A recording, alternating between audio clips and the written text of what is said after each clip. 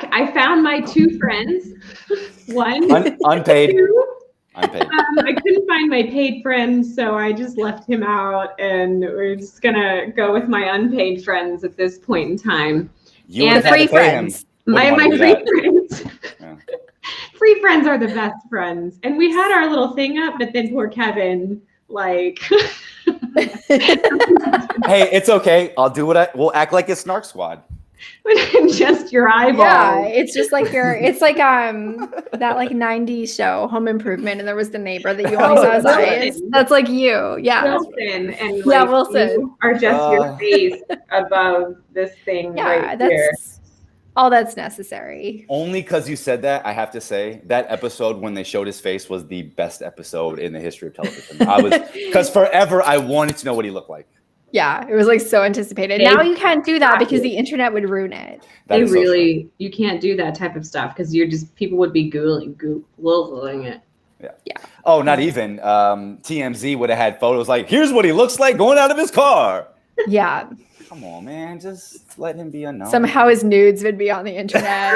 People to know what his butt looks like. Jennifer, like, why? I had to go there. You knew it was gonna happen. You know, our last conversation, you started out with proctology, and here we are again talking about Wilson being naked. For butts. And being unqualified. I did used to work at a vasectomy clinic. Sorry, fellas. So... Sorry. Shout out to my fellas. We were so close. Shout out to my fellas. Were you qualified? Oh my God, no. There was, dude, I was like 26. I was admin. Okay. Yeah, so oh my God, no. Like in the room. Oh my God, no. No one gave you a knife for. I would have passed out the second I looked at it. Are you kidding me? Are you kidding me? I would have. The knife or the other? Which? Oh, the knife. Oh. The knife.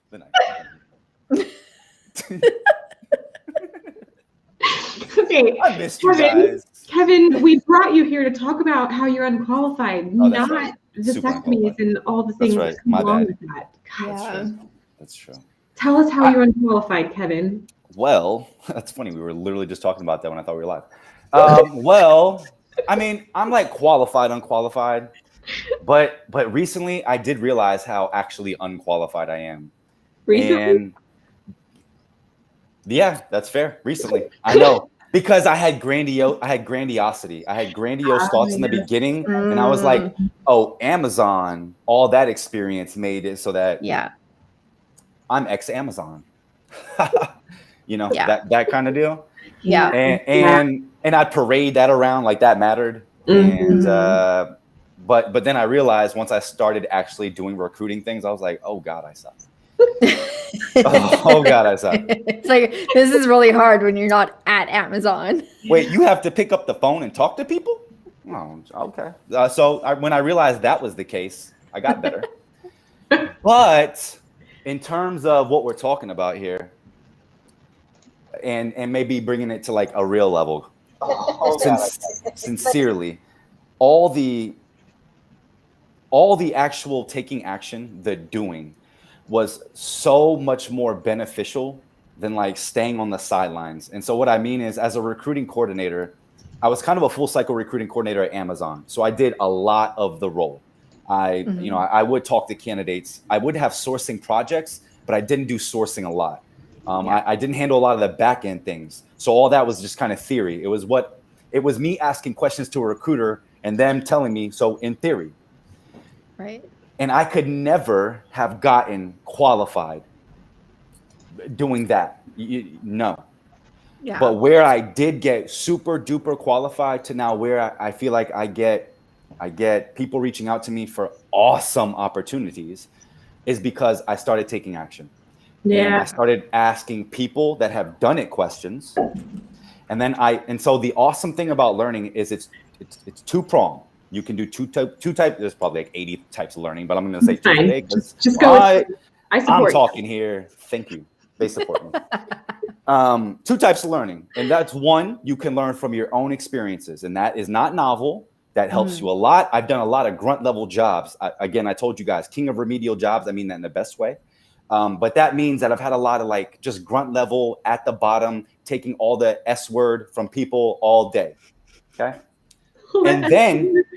And then there's learning from other people that are experienced. Mm-hmm. So you can take your experience, add that with people, and then apply that by doing.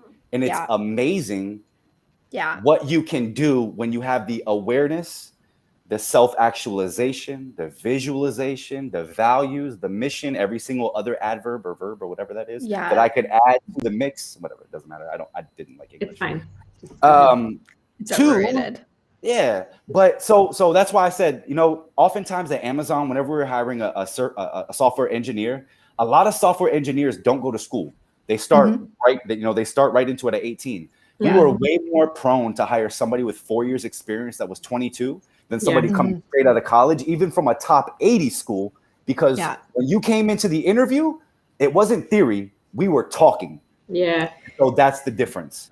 Yeah. And that's why you saying that action is one of the biggest qualifiers that exists?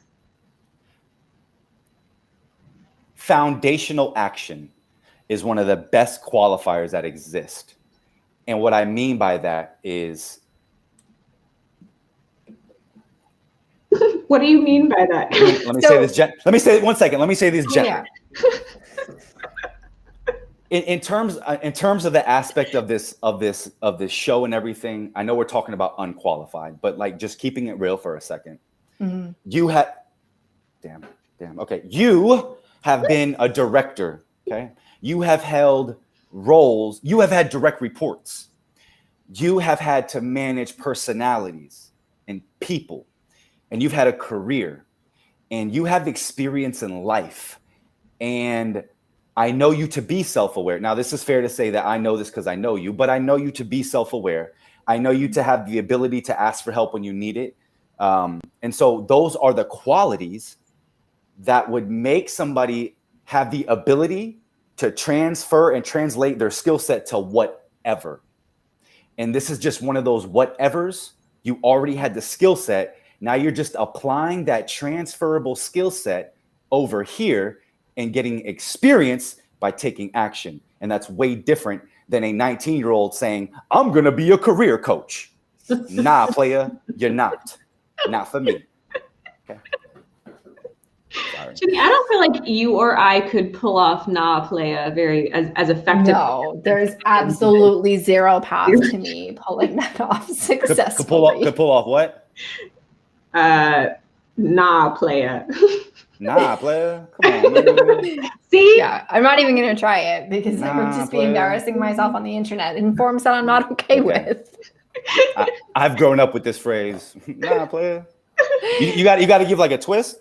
Nah, player, and then like kind of like a But I like what you said though, because essentially like you boil it down to like qualification comes through like incremental knowledge, and then apply it through action. Mm-hmm. It's not the like I'm all theory, right? But it's not necessarily I'm all doing. It's the cycle that you're going through and the actual mapping of the knowledge that you have to the knowledge that you're trying to acquire to give context so that when you take action, it's not like me saying not playa. Oh, it just happened. And it was as bad as I thought it would be. It was like a 6. It was decent. It was decent. But I think it's Jenny, you were talking about your toxic loop, right? I mean, there's a toxic loop. There's also a positive. We got lots of loops. We have so loops many are all over. Funnels and loops. Because you can then, it's the action that leads to the experience, leads to the more action, which leads to more experience. Like jumping off a cliff and hitting the bottom and then jumping off the next cliff and the next cliff and the next cliff. And then you find out who can jump off that cliff with you. And then you find out how to keep people away from the cliffs that don't work. And it all just kind of... Yeah, absolutely. But you know what also, guys? The internet. You absolutely. You can't hide anymore, okay? Mm-hmm. I've taken 5 Harvard classes and passed 5 Harvard classes. Yeah. Didn't need to be genius level for it, let me tell you. And then let me also tell you, I went to a school and graduated with this proud degree on my wall from Western Governors University. It is an online school. The class that I took at Harvard, not much different. So what I mean is, in terms of like qualifications and certifications and cool. I've met plenty of project managers that didn't have a PMP that were amazing project managers. How do you think that is? I'm going to guess they did all the things we've talked about and they took action and gained experience. Even the people from Harvard. I mean, why do I hate all my professors in college? Because they all talk theory. They were all professors of economics, but they never held an economics job. They were professors of whatever, but never held a job. It's all theory. So when I actually ask you something tangible, you can't provide me anything tangible. I think knowledge is much more accessible now. I mean, it used to be that you had to go to these elite universities, do these things. There was so many more obstacles to these certifications, degrees, knowledge, whatever. Whereas now, you know, the internet, as Kevin says, like the ability to access these things is becoming more and more equitable, which is allowing these opportunities to expand more and more, which we're just going to continue to see. But it's really messing with this qualified, unqualified theory that we've all been holding to such high esteem for so long. It's the pervasiveness of society standards. And so here it is right here. Ready? That was deep. Here it is. When you look at the freaking news and they talk about these people that went to these places, what do they call them? Elite.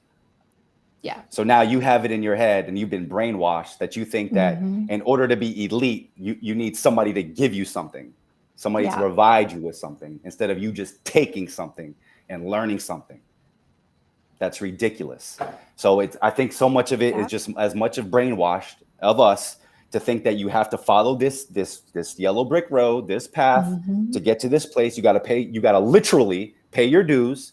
And without it, no. And if I paid my dues, then you better pay your dues too.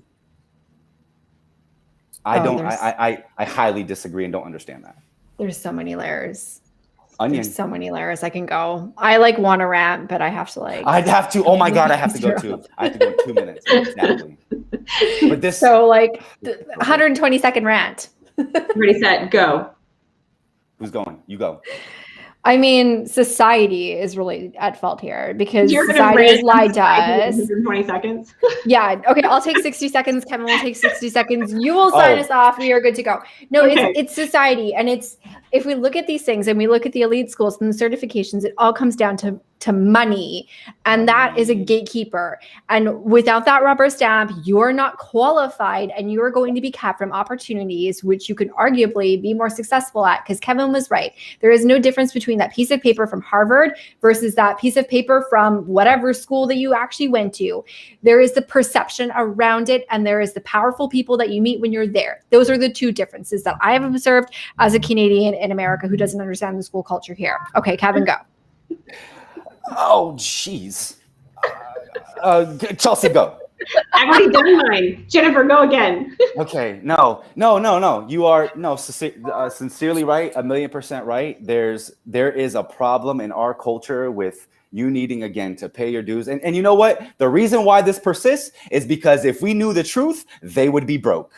And they control a lot, whoever they is. So they're gonna keep making you think that you have to go to these schools to get their degrees, pay them $100. I can't believe I paid $110,000. Pay $110,000 for your education. I know, it's disgusting, and all that. And really, to that point, I paid $110,000. I didn't finish that college. I paid $9,000 and finished. No difference. No difference. And that's the end. And with that, we leave you with our qualified versus unqualified encore / Snark Squad rant. Thank you guys for having me. Thanks for popping on. I missed you guys. Bye, everybody.